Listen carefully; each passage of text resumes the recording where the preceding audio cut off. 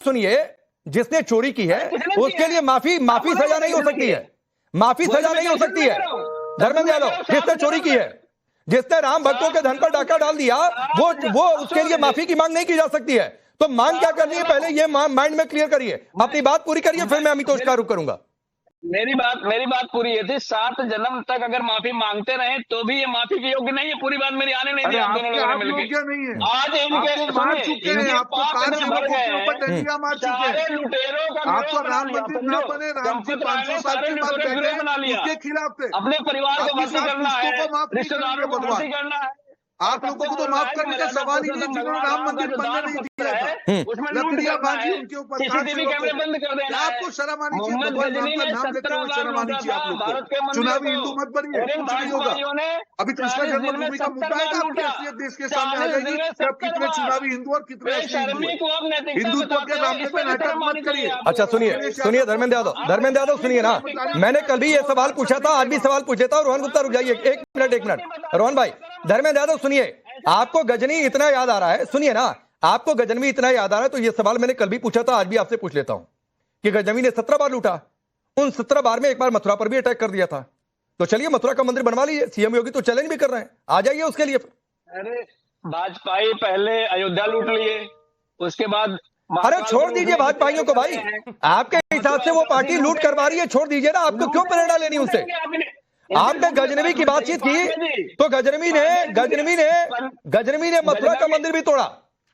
अरे पांडे जी सुनिए मेरी बात ना, सुनिए, भाजपाइयों ने लूटा तो गजनी तो हो गए, भाजपाई भी हो गए, तो दोनों को एक अब हो गया, अब आप भागेंगे यहाँ से, अब आप भागेंगे यहाँ से। अमितोष भाई 1 मिनट और दे दीजिए, आ रहा हूँ, क्योंकि मामला पॉलिटिकल चल रहा है, तो मैं अमू जी को ले आता हूँ, क्योंकि ये भी कह रहे हैं कि चुनावी समर में हम भी ताल ठोक देंगे। तो अमू जी, ये सपा और कांग्रेस की बातचीत आपको सियासत लग रही है या फिर ईमानदारी से राम भक्तों की आवाज है कि नहीं भाई, आस्था के नाम पर चोरी हुई है और इसकी कड़ी सजा होनी चाहिए?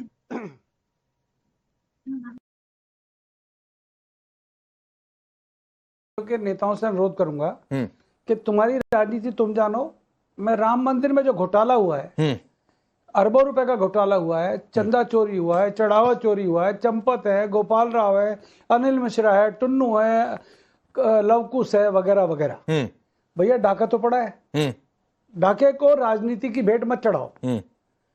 देखिएगा, पुलिस ने जो अरेस्ट किए, मैं उनसे संतुष्ट न था ना हूं। मैंने विश्व हिंदू परिषद के मित्रों से भी कहा कि आप लोग इसमें डिफेंसिव मोड में मत आओ, आप लोग ये कहो, क्योंकि आलोक जी ने भी आज कहा है कि सजा होनी चाहिए और जांच होनी चाहिए। जांच हो गई, इस्तीफा मंजूर कर लो, विपक्ष को बोलने का मौका ही नहीं रहेगा। डाका डला रोहन भाई, डाका डला है, सबको पता है। मुलायम सिंह जी ने कार सेवकों के ऊपर गोली चलवाई थी, सबको पता है। राजीव गांधी ने ताला खुलवाया था, सबको पता है। परंतु अब 2027 के चुनाव में इस अयोध्या वाले राम मंदिर के कांड को आप राजनीति की भेंट मत चढ़ाओ। देश के प्रधानमंत्री भी चाहते हैं, मुख्यमंत्री भी चाहते हैं कार्रवाई हो, आरएसएस, विश्व हिंदू परिषद और करनी सेना भी चाहती है कार्रवाई हो। अगर कार्रवाई के अंदर बीच में कोई टोका टाकी हुई, भैया घर से निकाल कर मुंह काला करेंगे, किसी को बुरी लगती हो लग जाए।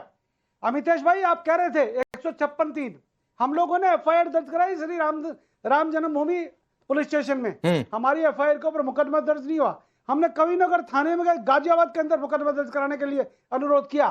मुकदमा दर्ज होने दो, जो चोर है उनको जाने दो ना जेल। अभी 8 गए हैं, 140 लोगों से पूछताछ हो रही है। इसके अंदर जो कबाड़ा हुआ है, जो चोरी हुई है, जो डाका डाला है, उसमें कोई भी नहीं चाहता ये बचे, कोई भी नहीं चाहता। अमितोष से रिप्लाई करिए अमू जी का। और एक बात तो है, फ्रॉम द फर्स्ट डे अगर एक्शन हो गया रहता और जोरदार एक्शन हुआ रहता तो शायद सवालों का उतना मौका नहीं मिलता विपक्ष को।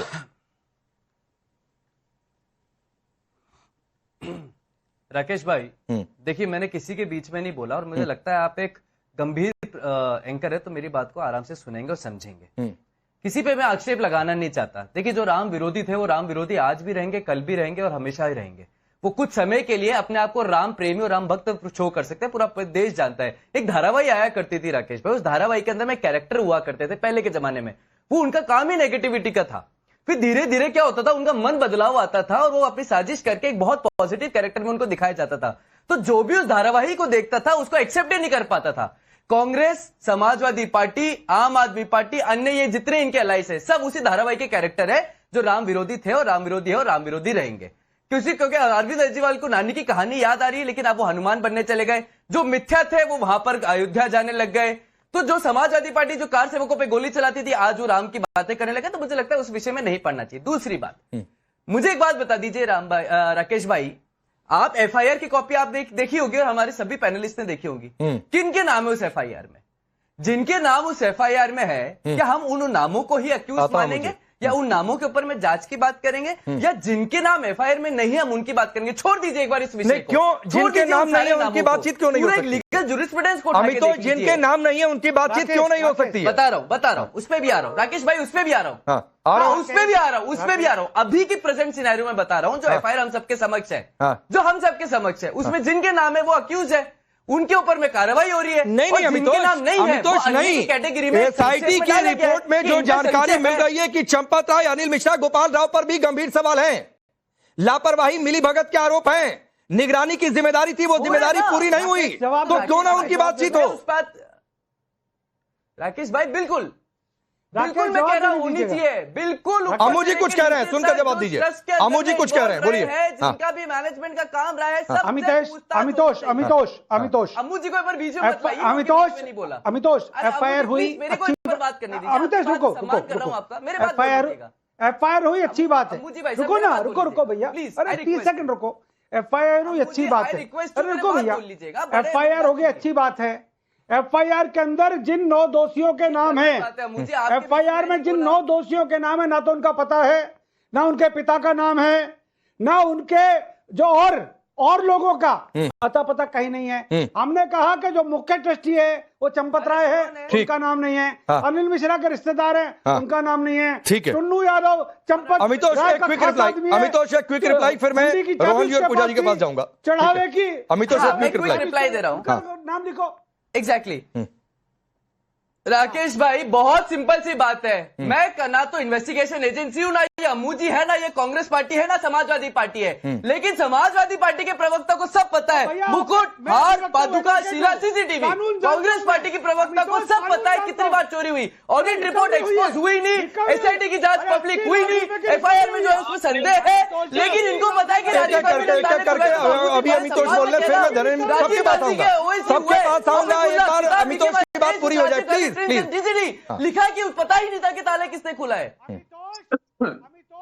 एसआईटी ने अपना काम, मैं राकेश भाई अपनी बात कंप्लीट कर रहा हूं। मैंने गलत फैक्ट कोट कराई कि राजीव गांधी ने ताले खुलाए, राजीव गांधी ने ताले नहीं खुलाए, जस्टिस पांडे ने ताले खोले थे, जिसका promotion Samajwadi party Congress party ने रोक दिया।